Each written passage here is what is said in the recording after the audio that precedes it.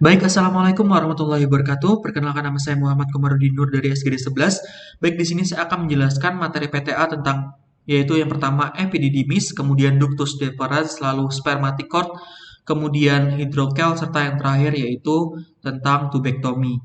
Baik, langsung saja kita ke pembahasan yang pertama yaitu tentang epididymis.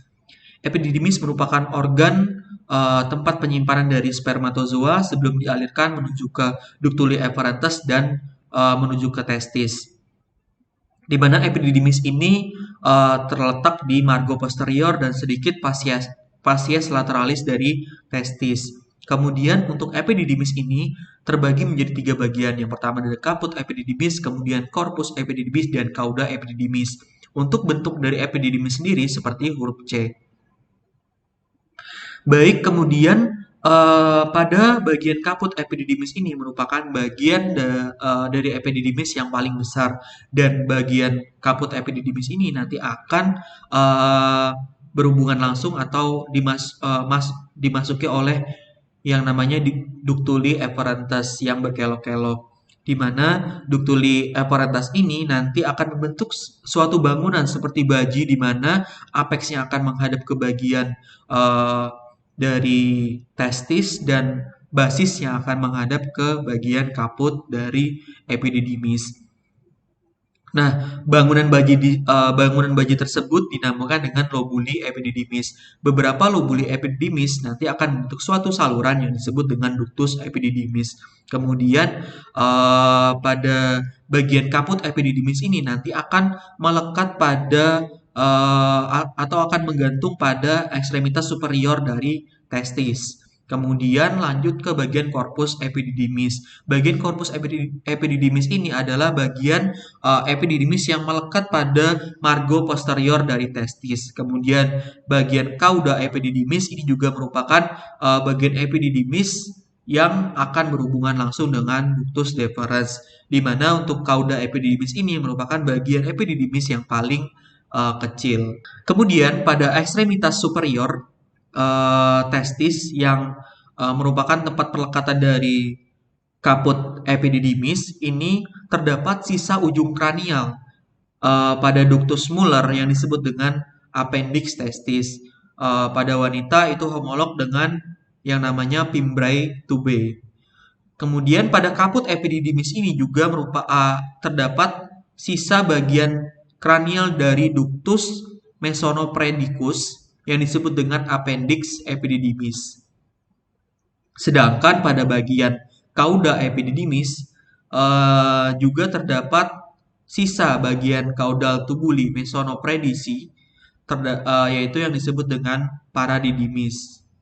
Selanjutnya kita akan membahas tentang ductus deferens, di mana ductus deferens ini merupakan bagian lanjutan dari ductus epididymis.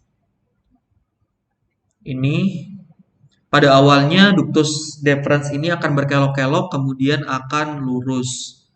Kemudian ductus epididymis ini akan dilalui oleh sperma yang ditampung di epididymis sebagai tempat penampungan dari spermatozoa, kemudian akan berlanjut akan masuk ke bagian dari vesikula seminalis atau kantong sperma. Nah, dari perjalanan ductus deferens ini akan berjalan naik atau melewati saluran ascendant untuk masuk ke bagian dari vesikula seminalis. Pada bagian lurus dari ductus deferens ini diliputi oleh plexus venosus, di mana disebut juga dengan plexus pampiniformis. Baik, selanjutnya kita akan membahas tentang spermatochord, di mana untuk spermatochord ini nanti akan terdiri dari beberapa bangunan. Yang pertama ada ductus deferens, yang sudah saya jelaskan sebelumnya bahwa ductus deferens ini akan merupakan saluran yang dilewati oleh sperma yang berasal dari ductus epididymis uh, menuju ke tempat penampungan sperma yaitu vesikula seminalis.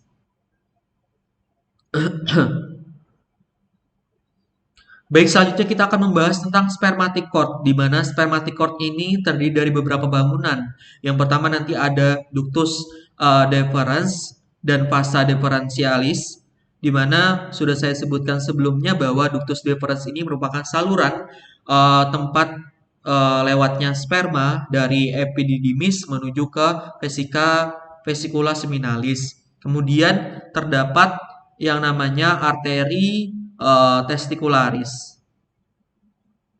Untuk arteri testicularis ini nanti diikuti oleh plexus venosus nervosus testicularis. Kemudian yang ketiga ada plexus venosus pampiniformis. Untuk plexus pampiniformis di sini yaitu merupakan anyaman vena yang dibentuk oleh vena-vena yang membawa darah dari testis dan epididymis. Kemudian ada vasa limpatika, kemudian ada arteri cremasterica, di mana di sini nanti kan ada cremasterica, kemudian terdapat arteri-arteri dari cremasterica. Kemudian selanjutnya ada rami genitalis nervus genitofemoralis. Di sini ini rami femoralis nervus genitofemoralis. Kemudian ada sisa processus vaginalis peritonei, kemudian musculus cremastorica. Kemudian ada arteri deferentialis, kemudian yang terakhir yaitu plexus testicularis. Kemudian selanjutnya saya akan membahas tentang anatomi klinis yaitu hidrokel. Hidrokel ini merupakan kelainan yang ditandai dengan terdapat cairan encer yang berada di sekitar testis yang menyebabkan nanti adanya pembengkakan pada skrotum. Ini untuk gambaran hidrokelnya. Terdapat seperti cairan yang di dalam skrotum. Untuk gambaran klinisnya, yang pertama yaitu skrotumnya teraba, terasa seperti tebal, kemudian epididymisnya itu akan sulit teraba. Pada bayi atau orang yang normal, itu epididymis dapat teraba. Namun apabila pada kasus hidrokel ini, epididymis itu akan sulit teraba. Kemudian untuk gambaran klinis yang selanjutnya terdapat benjolan di kantung skrotum. Kemudian apabila kita lakukan transluminasi menggunakan senter, maka ini akan terlihat cerah atau terang. Baik, untuk patogenesis, hidrokel dibagi menjadi dua. Yang pertama ada hidrokel communicating dan hidrokel non-communicating. Di mana untuk hidrokel communicating ini merupakan hidrokel yang terjadi akibat saluran dari processus vaginalis ini tidak menutup secara sempurna. Sedangkan pada non-communicating biasanya processus vaginalis menutup secara sempurna, namun kelebihan cairan ini tidak dapat diserap oleh tubuh sehingga akan menyebabkan menumpuknya cairan pada bagian sebelum dari processus vaginalis, dan bagian ini disebut juga dengan non-communicating hidrokel. Untuk pemeriksaannya ada dua. Yang pertama yaitu dengan transluminasi menggunakan senter. Kita lakukan penyinaran pada bagian skrotum dari pasien. Kemudian kita lihat apakah pada skrotum pasien itu terdapat gambaran skrotum yang cerah karena terisi cairan atau tidak.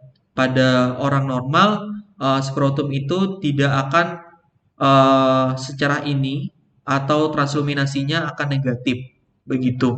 Kemudian yang kedua untuk pemeriksaan dari hidrokel sendiri yaitu menggunakan ultrasonografi, di mana untuk ultrasonografi ini nanti pada bagian hidrokel ini nanti akan terlihat hitam seperti ini. Ini menandakan terdapat cairan yang cukup banyak pada bagian skrotum. Baik, untuk tata laksananya sendiri, untuk hidrokel sendiri terdapat beberapa pendekatan untuk melakukan tata laksana. Yang pertama itu terdapat yang namanya teknik Jobule. Teknik Jobule ini eh, nanti akan dilakukan insisi pada bagian eh, skrotumnya, kemudian akan dilakukan eh, pengambilan cairan, kemudian akan dijahit kembali. Kemudian ada teknik aplikasi Lord, kemudian ada teknik hidrokelektomi pada anak. Dan untuk hidrokelektomi pada anak ini biasanya kita akan melakukan insisi pada bagian inguinalis, kemudian kita akan menarik dari cairannya, lalu kita akan jahit kembali. Selanjutnya ini pada pendekatan hidrokelektomi melalui inguinal pada orang dewasa. Pertama-tama kita lakukan insisi, kemudian kita ambil cairannya, kemudian kita tutup kembali. Selanjutnya, saya akan membahas tentang tubektomi, di mana tubektomi ini adalah prosedur pemotongan atau penutupan dari tuba Fallopi yang menghubungkan uterus ke ovarium.